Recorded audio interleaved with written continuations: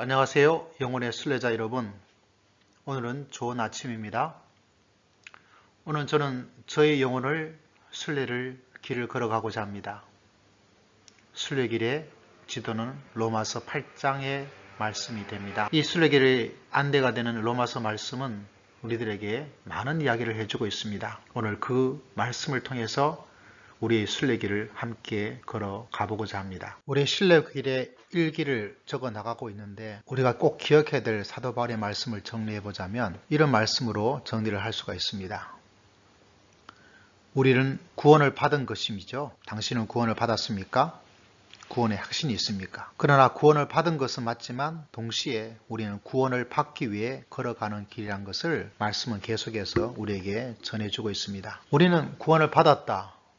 이미 받은 것, 이미 받았는데 굳이 더 이상 뭐를 할 필요가 있는가 이런 생각을 합니다. 그 말은 일부분은 맞지만 일부분은 틀렸습니다. 사도 바울은 너희가 구원을 얻기 위해서 두렵고 떨림이란 단어를 통해서 이야기를 하고 있습니다. 다시 말하자면 우리가 구원을 받았지만 동시에 우리는 구원을 받기 위해서 걸어가고 있는 길인 것을 말씀해 주고 있습니다. 그러므로 순례자 모두는 구원을 받기 위해 걸어가고 있다는 사실을 늘 마음속에 기억하는 것이 중요합니다. 그런데 이 구원을 받기 위해서 우리는 순탄의 길을 걸어가고 있는 것이 아니라 몇 가지 방해를 만나게 됩니다. 순례길을 걸어가면 단순하게 순탄대로가 열려 있다고 생각하기가 쉽습니다. 그러나 사실은 이 순례길은 우리가 해외여행을 가는 것 같이 제주도 여행을 가는 것 같이 그렇게 코스가 정해져 있는 것도 아니고 패키지 여행처럼 모든 것이 딱딱 아무 어려움 없이 진행되는 거고 즐거움만 가득한 것이 결코 아닙니다.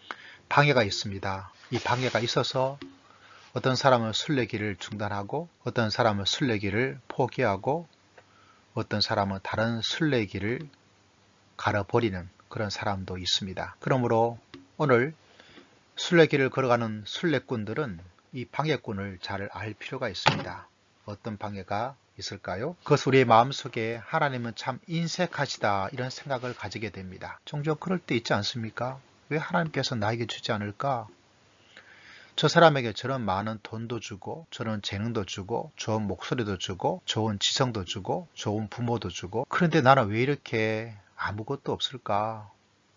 이런 마음속에 생각을 할 때가 있습니다. 그래서 중단을 할 때가 많습니다. 포기할 때가 많습니다. 사도 바울도 그런 것을 이해를 하고 있습니다. 그렇지만 그런 우리들에게 이렇게 말씀하고 있습니다.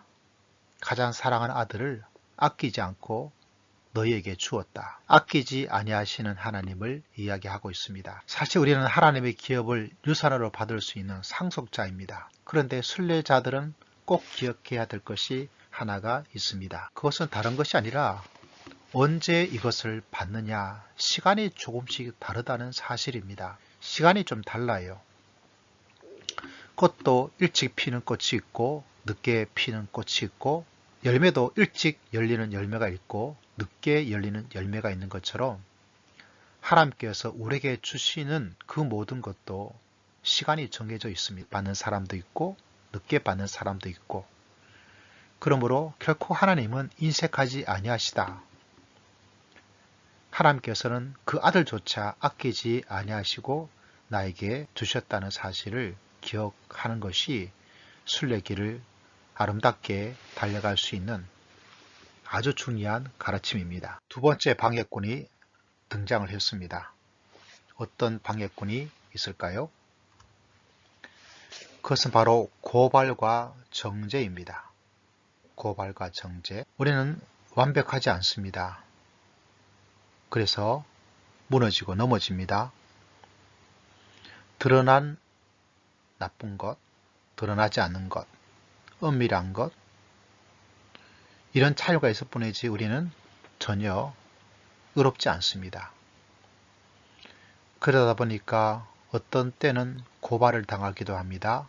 사회적 매도를 당하기도 합니다. 심각한 것은 순례자들은 내 안에 나를 정죄를 합니다. 왜 나는 이것밖에 되지 않을까? 왜 나는 이렇게 안 되는 걸까? 왜 이것을 멈추질 못할까? 왜 더 할 수 없을까? 사실 이런 마음조차 자기 자신은 이만큼 잘하고 있다.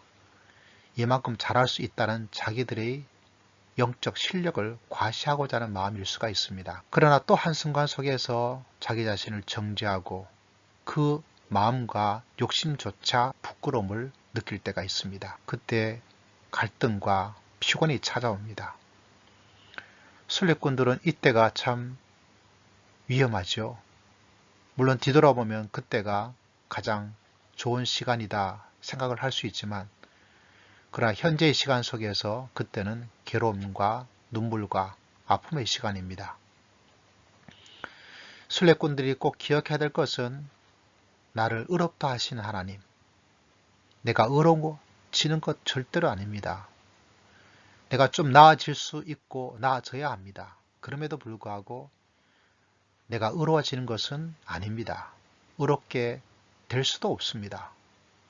내 기준에서는 조금 나아졌지만 하나님의 기준에서는 한참 모자립니다. 아주 멀었습니다. 그때 그런 나를 향해서 나를 의롭다 하시는 하나님, 나를 의롭다고 해주시는 하나님, 나의 허물을 눈 감아 주시는 하나님을 기억해야 됩니다. 그때 우리는 방해꾼을 넘어서 순례길을 아름답게 달려갈 수가 있습니다. 여러분, 드디어 마지막 방해꾼이 나타났습니다. 이 방해꾼은 대단한 실력을 가지고 있는 방해꾼입니다. 무엇인지 볼까요? 그것은 바로 고난입니다. 저는 고난이 참 무섭습니다. 춥습니다. 떨립니다. 고난은 마치 날카로운 토끼처럼 인생을, 내 마음을 난도질할 때가 있습니다. 1차 고난, 2차 고난, 3차 고난. 그리고 이 고난은 어떤 때는 세일처럼 할인 가격으로 다가올 때도 있습니다. 그때 순례자들은 고통스럽습니다. 왜 나에게 이런 고통이 있을까? 노래 가사처럼, 찬양처럼 왜 나만 겪는 고난이냐고. 모두가 다 그렇습니다. 왜 나만, 왜 나에게 이런 엄청난 고난을 주었을까? 그때 순례꾼들은 쓰러지고 어떤 때는 피가 낭자해질 만큼 처참해집니다. 그때 순례의 지도자 사도 바울은 말하기를, 그 고난이 아무리 큰 고난, 그 고난이 아무리 엄청난 고난이라고 할지라도 우리가 넉넉히 이길 수가 있다, 이렇게 선포를 하고 있습니다. 넉넉히 이긴다. 이 말씀을 자꾸 되뇌다 보면 너무 마음이 좋습니다. 우리가 실패하지 않고 이길 수 있고, 이길 수 있는데 승리의 기쁨이 뒤돌아보면, 아, 이렇게 많은 희생을 치렀는데, 이런 정도가 아니라 대승이죠. 대승. 넉넉하게 이긴다. 쉽게 이길 수 있다. 이기고 나서 느끼는 행복이 엄청나게 클 수가 있다. 이것을 이야기해 주고 있습니다. 고난이 힘들고 어려운 것만큼 넉넉하게 이기게 하시는 하나님, 그 사실을 기억하는 것이 바로 순례자들이 가져야 될 믿음의 자세입니다.